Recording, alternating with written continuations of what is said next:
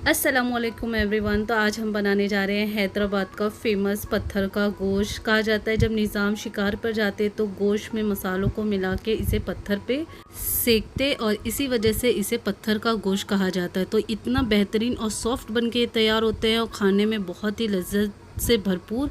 तो आइए देखते हैं इसके इंग्रेडिएंट्स क्या हैं। पत्थर के गोश्त बनाने के लिए हमें उसके मसालों की पहले तैयारी कर लेंगे। आधा बंच हमने यहाँ पर पुदीना लिया है और एक बंच के करीब हमने यहाँ पर धनिया की पत्ती ली है। 12 से 14 हमने यहाँ पर हरी मिर्ची ली है। अदरक के टुकड़े हमने 3 लिए हैं। 12 से 15 हमने लहसुन की कलियाँ ली हैं। इनका हम पेस्ट बना लेंगे। इसी के साथ इसका एक सूखा मसाला बना लेंगे जो बहुत ही खुशबूदार बन के तैयार होता है। तो इसके लिए हमने 10 से 12 यहाँ पर हमने मिर्च ली है, 10 से 12 हमने लौंग ली है, 7 से 8 हमने यहाँ पर हरी इलायची ली है और 6 से 7 टुकड़े छोटे छोटे हमने दालचीनी के लिए हैं। आधे चम्मच के करीब यहाँ पर हमने पत्थर का फूल लिया है और 1 चम्मच बड़ा भर के हमने यहाँ पर शाह ज़ीरा लिया है।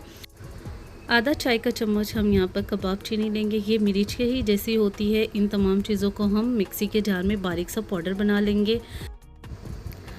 यहाँ पर हमने ये हरे मसालों को भी अच्छे से बारीक सा पेस्ट बना लेंगे। तो यहाँ पर मैंने इसका भी पेस्ट बना लिया है। सूखे मसालों को भी हम बारीक सा पाउडर बना लेंगे। अगर आपके मसाले मिक्सी के ग्राइंडर में अच्छे बारीक नहीं हो रहे तो आप इसके साथ ना नमक डाल के पीसे, इससे आपके मसाले ग्राइंड हो जाएंगे। यहाँ पर हमने गोश्त ले लिया है, तकरीबन 1 किलो लिया है। आप इसे पार्चे के जैसा कटवा लें। इसी तरीके से आपने पतले गोश्त के पार्चे लेने हैं और अगर मोटा है तो आप किसी भी हैमर से इसे इक्वल कर लें। यहाँ पर हमने 1 चम्मच के करीब हल्दी पाउडर डाला है। आधा चम्मच के करीब यहाँ पर हमने लाल मिर्ची पाउडर लिया है और इसी के साथ हम लेंगे 1.5 चम्मच के करीब नमक।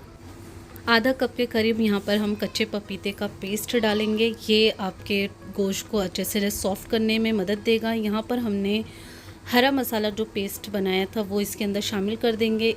इसी के साथ इसमें शामिल करेंगे पत्थर के गोश्त का ख़ास मसाला जो हमने तैयार किया है, वो इसके अंदर शामिल कर देंगे। इसी के साथ हम इसमें डालेंगे 3 चम्मच के करीब देसी घी। इसे डालने के बाद आपने इसे अच्छे से मिक्स करके तकरीबन हम 5 घंटे के लिए इसे मैरिनेट होने के लिए रख देंगे। अगर आप चाहें तो इसे ओवरनाइट के लिए भी रख सकते हैं। जितना ये मैरिनेशन ज़्यादा देर तक के रहेगा उतना ही मज़े का बनके तैयार होगा। इसी के साथ हम आधा कप के करीब दही शामिल करेंगे और इन तमाम चीज़ों को आपने अच्छे से मिक्स कर लेना है। तमाम चीज़ों को अच्छे से मिक्स करने के बाद हम इसे तकरीबन 5 से 6 घंटे के लिए मैरिनेशन के लिए रख देंगे।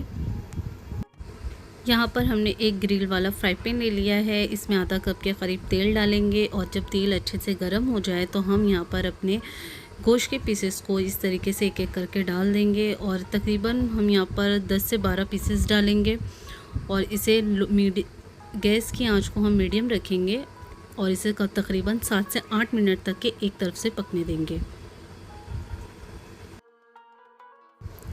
हमने यहाँ पर तकरीबन 6 मिनट तक के एक तरफ से पकाया है और अब हम इसकी साइड को चेंज कर देंगे और दूसरी तरफ से भी हम इसे 6 मिनट तक के पकाएंगे। यहाँ पर हमारे पत्थर के गोश्त दोनों तरफ से अच्छे से पक चुके हैं और अब हम इसे डिश आउट कर लेंगे। गैस की फ्लेम को हमने यहाँ पर ऑफ़ कर दिया है और इसी तरीके से हम तमाम अपने पत्थर के गोश्त को बना लेंगे। ये है इसका फाइनल लुक और बहुत ही मज़े का बनके तैयार हुआ है। खुशबू गज़ब की आ रही है। अगर आप इसमें स्मोकी फ्लेवर चाहते हैं तो एक कोयले को गर्म करके आप इसे स्मोक भी कर सकते हैं।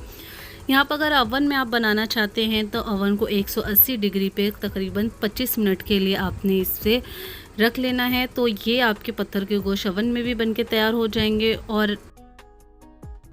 और अगर बहुत ख़ास तरीके से आप बनाना चाहते हो तो आप इसे पत्थर पे भी बना सकते हैं। बहुत ही मज़े का ये पत्थर का गोश्त बनके तैयार हुआ है। खुशबू गज़ब की आ रही है और जो हमने ख़ास मसाला इसका बनाया है उसका तो फ्लेवर बहुत ही गज़ब का है। बहुत ही सॉफ्ट और बहुत ही नरम बनके ये तैयार होते हैं। इस ईद पे आप अपने किसी ख़ास को खिला के महफ़िल लूट लें। लज्जतों से भरपूर ये पत्थर के गोश्त की रेसिपी आपको कैसी लगी कमेंट बॉक्स में अपना फीडबैक ज़रूर दीजिएगा। दुआओं में याद रखिएगा। अपना बहुत सारा ख्याल रखिएगा। फिर हाजिर होते हैं एक नई रेसिपी के साथ। तब तक के लिए अल्लाह हाफिज़।